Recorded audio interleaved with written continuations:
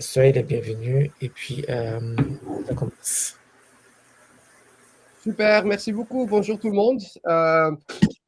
J'espère que tout va bien. Je ne suis pas chez moi, je suis en Norvège. Du coup, je suis dans ma chambre d'hôtel. D'habitude, j'ai un bon background avec le logo de Google et tout, mais bon, je ne suis pas chez moi aujourd'hui.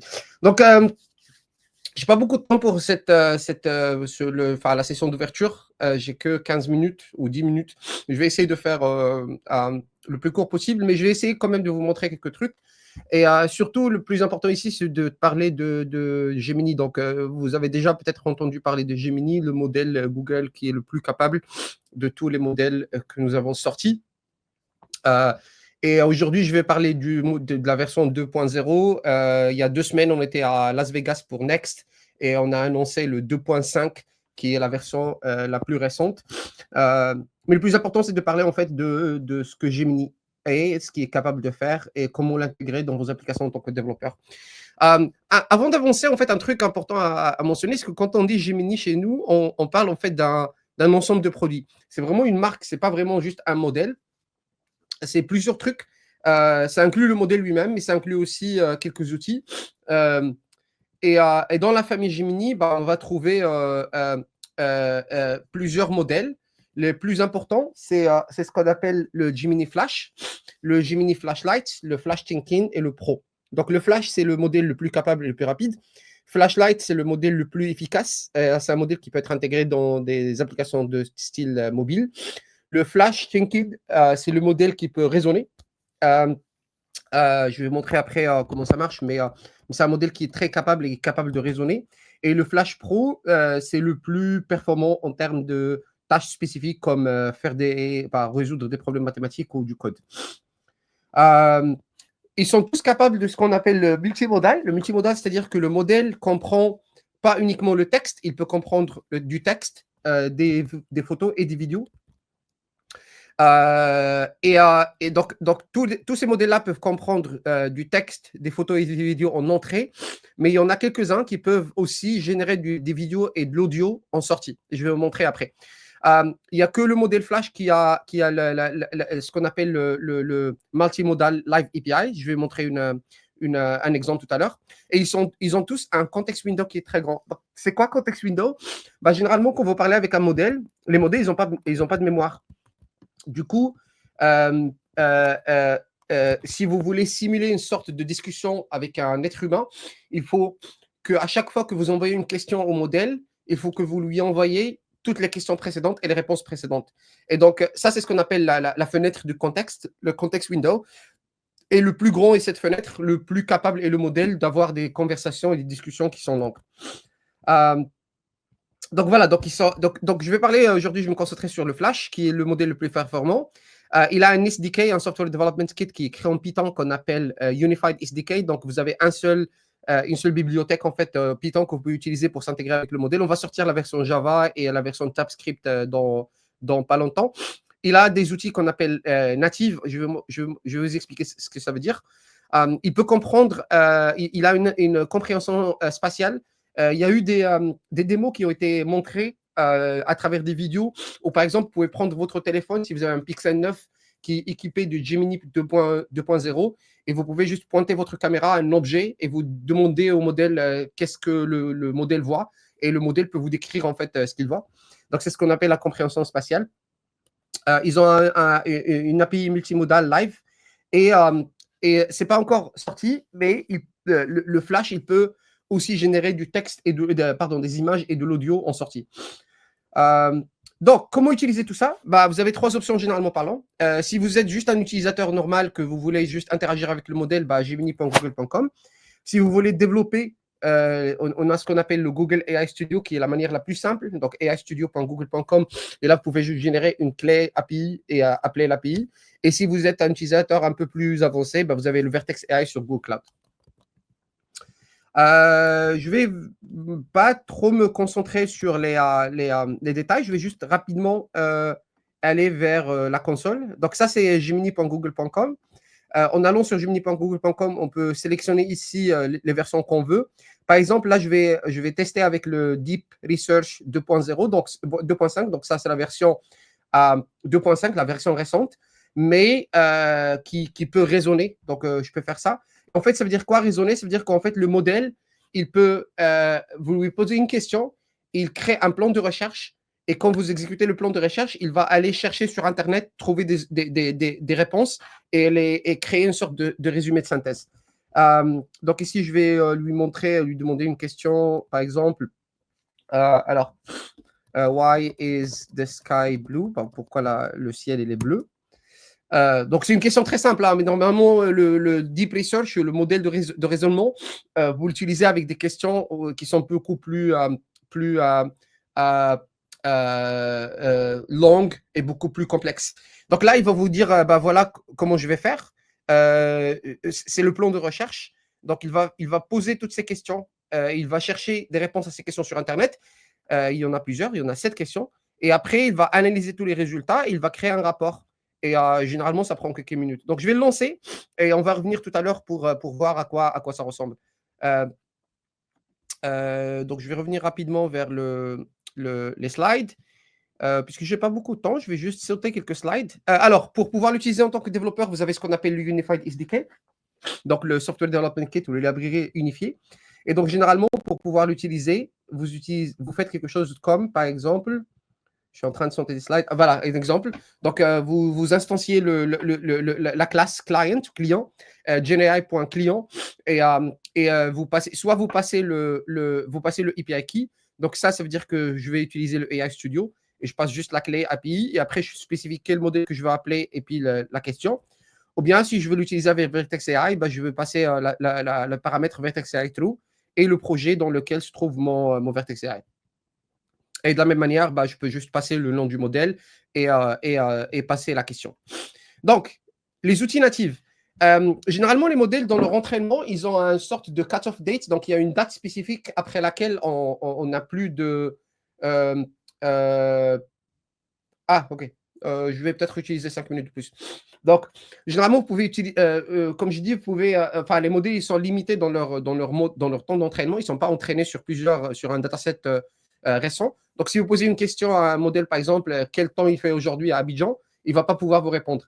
Mais dans Gemini, vous avez un outil qu'on appelle Grounding in Search ou bien Google Search que vous pouvez juste activer. Et si vous posez une question au modèle qui a une relation avec des événements plus récents ou une information comme par exemple quel temps fait-il à Abidjan, il va aller chercher sur Google Search et vous donner la réponse. Laissez-moi voir si je peux vous montrer ça rapidement. Alors, je vais juste switcher ici vers AI Studio encore une fois. Et je ne sais pas comment... vous voyez, le problème, c'est que je ne sais pas comment faire pour activer le... j'ai pas... OK, je ne sais pas comment faire pour activer ça sur... voyons voir sur la console. Je vais montrer rapidement sur la console Google Cloud à quoi ça ressemble. Donc là, je vais utiliser Vertex AI, qui est la deuxième manière la plus, si vous voulez, sophistiquée ou intéressante pour pouvoir consommer les modèles de Gemini. Donc, je vais aller sur Vertex AI et espérant que ça va charger rapidement. Voilà. J'ai pas le... Voyons voir. Si je vais sur Create Prompts. Voilà. Donc, ici, je peux, par exemple... voilà. J'ai ici un outil qu'on appelle Grounding in Research. Donc, je peux l'activer. Et je peux lui demander quel temps fait-il à Abidjan. Alors, c'est pas très important d'avoir d'être très correct dans la manière dont on vous explique, de vous poser la question. S'il y a des erreurs, c'est pas grave. Et donc là, automatiquement, elle a dit Abidjan, c'est en Côte d'Ivoire et il est 10h10. J'espère que c'est correct. Et aujourd'hui, le 26, il fait 27 degrés. Ce matin, il fera 31. Et il fait chaud. Hein. Donc, si je désactive le Grounding Search et je repose la même question, généralement, il ne va pas pouvoir me répondre parce que il n'a pas les actualités. Voilà, il a dit généralement, donc il a donné une réponse générique. Il a dit il fait chaud et humide et il fait entre 25 et 32. Donc il ne m'a pas donné comment dire, la réponse de quel temps fait-il maintenant. Je vais revenir rapidement vers mon recherche que j'ai fait tout à l'heure. Pourquoi le ciel il est bleu. Et vous pouvez voir ici, il a généré il a cherché et il est allé chercher les informations dans tous ces sites et il m'a fait une sorte de synthèse qui explique pourquoi le ciel il est bleu. Donc ça, c'est le modèle qu'on appelle raisonnement. Je vais juste vous montrer donc ça, c'est un exemple de comment utiliser un outil. Par exemple, ici, on dit utilise l'outil Google Search, par exemple. Et on le passe quand on fait l'appel au modèle. Je vais sauter le code exécution. Je vais juste aller rapidement sur la partie multimodale. Oui, non, je vais juste utiliser le temps qui me reste pour ça. Donc, en fait, la partie multimodale, le live multimodal, c'est une sorte de une API qui fonctionne dans les deux sens. Donc, on peut interagir avec le modèle avec de l'audio et lui poser des questions. Et au même temps que le modèle est en train de répondre, on peut juste lui demander l'interrompre et lui poser d'autres questions. Donc, je vais vous montrer ça. Il y a quelqu'un chez nous qui a développé une application qui fait exactement ça. Donc, je vais juste reload l'application. Donc, ça, c'est une application que quelqu'un a développée. C'est une application écrite en JavaScript. Bonjour, Gemini. Démarre-moi une liste d'achats pour le supermarché aujourd'hui. Est-ce que tu peux rajouter de la viande et du poulet sur la liste? Est-ce que tu peux enlever le lait? En général, je suis gluten, j'ai du gluten, donc je ne peux pas manger du pain. Voilà, donc vous pouvez voir, je peux interagir en temps réel et je peux demander, lui poser des questions ça c'est un exemple un peu banal, mais voilà, juste pour vous donner une idée de comment ça marche. Et ça peut prendre du texte, de l'audio et de la vidéo en entrée et en sortie, il peut aussi générer de l'audio. Donc on peut aussi l'utiliser par exemple pour générer des podcasts. Je l'ai déjà testé avec la caméra. Il y a une autre application qu'on a développée et on peut démarrer la caméra et dire au modèle, dis-moi ce que tu vois. Et le modèle, il va regarder en fait dans la caméra, il va analyser la scène et il va vous donner il va vous dire ce qu'il va. Donc là, c'est tout ce que j'avais en gros. Donc j'espère que c'était intéressant. Et je ne sais pas si vous avez des questions.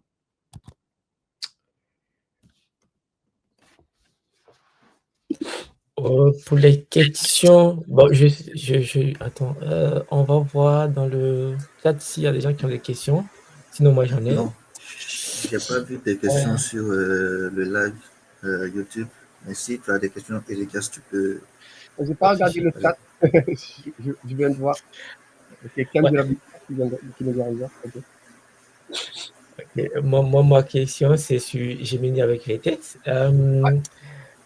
En fait, je me demande souvent quand j'ai des use cases, est-ce qu'il faut aller vers Gemini dans AI Studio ou est-ce qu'il faut aller vers Gemini dans VTEX? Parce que souvent, on se demande quand même à quel moment il faut utiliser l'un ou l'autre. Donc, du coup, sur quels critères on peut se baser pour utiliser soit Gemini avec AI Studio, avec API Key, ou bien utiliser VTEX AI directement avec les outils de Google Cloud.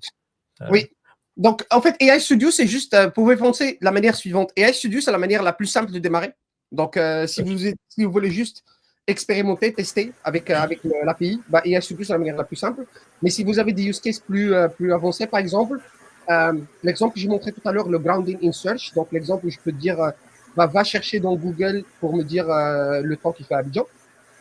Je peux aussi, si je suis une entreprise, je peux aussi utiliser mes propres données et je peux donner accès à ces données-là au modèle pour lui dire utilise mes propres données. Et ça, vous ne pouvez pas le faire sur AI Studio, il faut aller sur Vertex AI.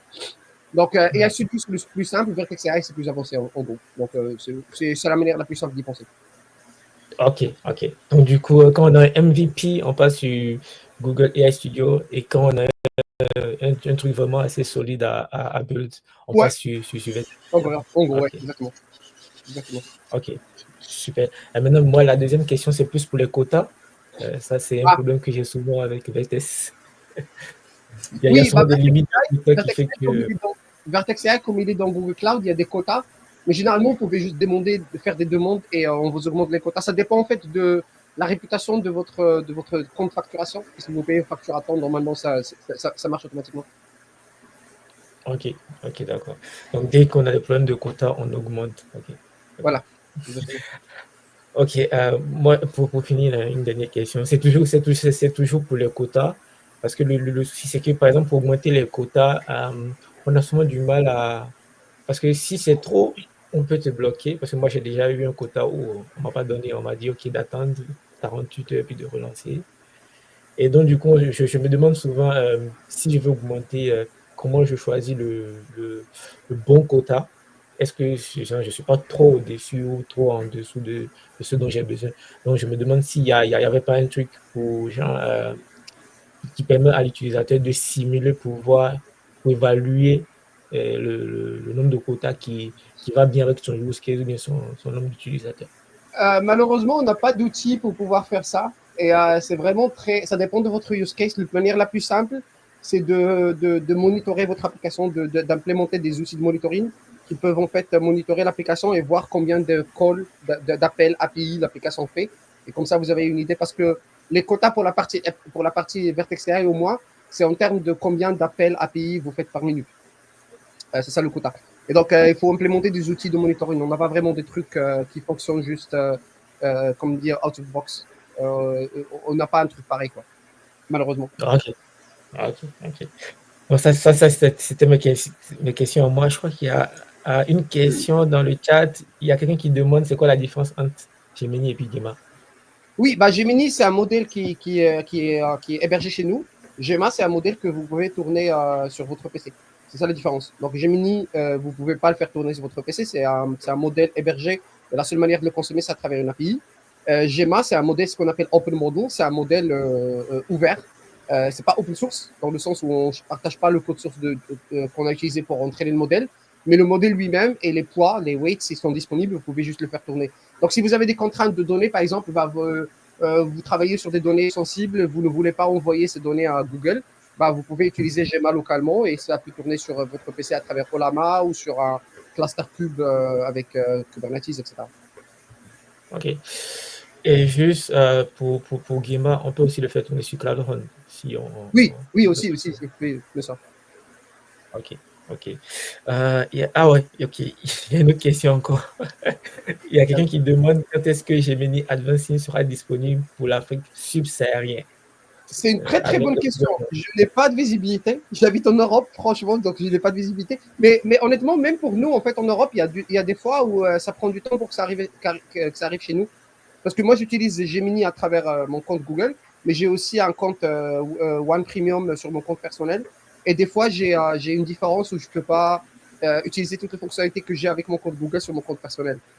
Donc, pour l'Afrique subsaharienne, j'ai aucune idée, honnêtement, ça prend du temps. C'est généralement des questions de régulation de données et tout. Donc généralement, ça prend peut-être 2-3 mois avant que ça arrive un peu partout au monde. Ok, je crois que c'est bon pour les questions. Et merci à toi pour ta présentation. Merci beaucoup, beaucoup. Abel. Merci et bonne journée, bon courage.